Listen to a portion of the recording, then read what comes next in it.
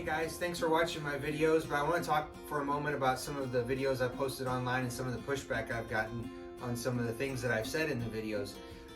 For those of you who don't know, this is a 1952 Ford, and we have been searching for parts and we've been working on the body for well over a month now. And one of the posts I put on there, I mentioned something about how parts are hard to find. Well, 52 Ford is a one-year vehicle, although it does share many body panels from a 53 and a 54 also, but not everything.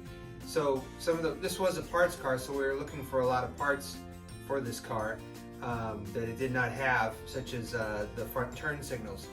And if you live in the Rust Belt area, you are well aware that if you go to a junkyard and if they might have one of these older vehicles there, usually the trim parts, like the turn signals, anything that collects moisture, are usually rotted away, rusted through, just turned to dust. And that's what a lot of the ones were that I've seen in my area. St. Louis, even though it's not part of the northern Great Lakes states or whatever, it is near water, has high humidity, has all four seasons, and they did salt the roads for many years, and they still do. So a lot of those parts are just rusted away, like I was talking about. So it's difficult to find. Well, then obviously you get people who have to say, I don't know why it's so hard to find these parts, because for this instance, they were in Hershey, Pennsylvania. Well, that's halfway across the country. I'm not going there to find turn signals for this vehicle. So that's just one thing I want to talk about. Another post, there was a several paragraph dissertation about how they dislike rat rods, and these were from older gentlemen, probably I would assume in their 70s, that talking about how they hate rat rods. Well, I don't consider this a rat rod, and so let's just talk about rat rods for a moment. Yeah, it's a work in progress. Maybe it will be a rat rod, but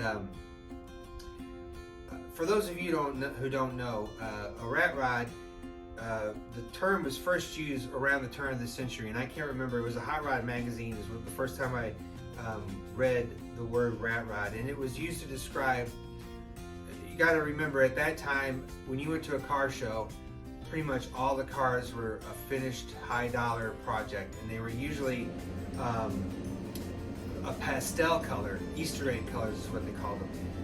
Just crazy pastel pinks and purples and all this other stuff going on with some very dated graphics on them. A lot of CNC machine aluminum alloy parts. Well, the average guy at that time, when they were younger, they could not afford a vehicle like that to take to a car show. Well, an answer to that was just building what you had. So they would take, in this particular article, was talking about a group in, I think it was in Southern California, that was having an anti-car show. Basically, and I can't remember what the name of it was, but they were talking about how they were taking, Model A bodies that were a little, they weren't perfect, they were rusted, dented, and they were putting them on a chassis and maybe putting a nail head motor in it or something like that, or a flathead or whatever. At that time, you got to remember, at that time, most of the cars that were being built had, fully hot rodded small block Chevys or Fords or whatever, in them, things that were built, so they were basically taking what they had and they were making hot rods out of them. They were taking engines from one thing, rear ends from another thing. These were not muscle cars. These were, primarily 30s, 20s, 40s, 50s cars. They were just building and getting back on the road and taking to their show. They didn't have nice, shiny new paint jobs.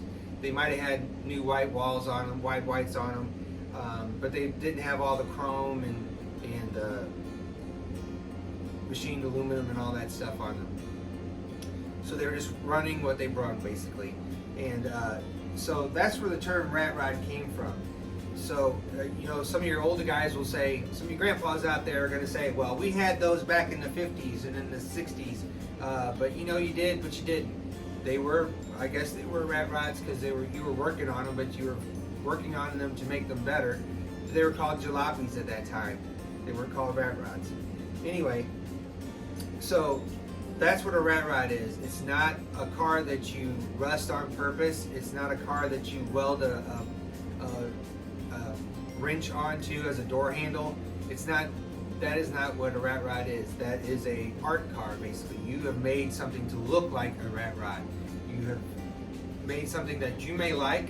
Certainly it may look good, but it's not a rat rod, it's an art car. So just keep that in mind. It's not a traditional rod, although it could be a traditional rod. It could be built like a traditional rod, which is a car that was built primarily to emulate a car that from the 30s, a hot rod from the 50s, you know, that might be a 30s car or a 40s car. But, you know, that's a little bit different because usually traditional rods are finished to look period correct. So you might say, well, what do you know? You don't know anything. Well, let me just say I was there and I was actually contributing to those magazines that you're reading at that time, taking the pictures, writing the articles. So I know a little bit about what I'm talking about. I don't know everything, but I do know a little bit about what I'm talking about. Like I said, this is not a rat rod. It may look like a rat rod when it's finished, but we're building a vintage gasser as best we can, you know, but it's on a budget. So we're not gonna have a high dollar engine that we found, like a 312 or a flathead, you know, Ford that has $12,000 in it. That's not going to be happening on this car. So just a little story about what's going on and our feelings about what we're doing here. And if you guys have any questions or concerns, or you just want to, you know, comment on it, feel free to do so. And don't forget to like and subscribe if you like these videos. We're going to make more. We're going to keep showing the progress of the car. We're actually, this weekend, if you want to know, we're going to go look at some engines and transmissions and rear ends. Possibly a 351 like I was talking about. So that's not going to be technically a vintage gasser, but it's going to be a small block Ford, which will, what I've been learned, is probably somewhat easy to put in this particular car. We were talking about, you know, big block Fords, but if we do that, now we're having to cut the firewall, and we don't want to go that far right now. So, like I said, if you like this video, like and subscribe, share with your friends, and we'll go from there. Thanks.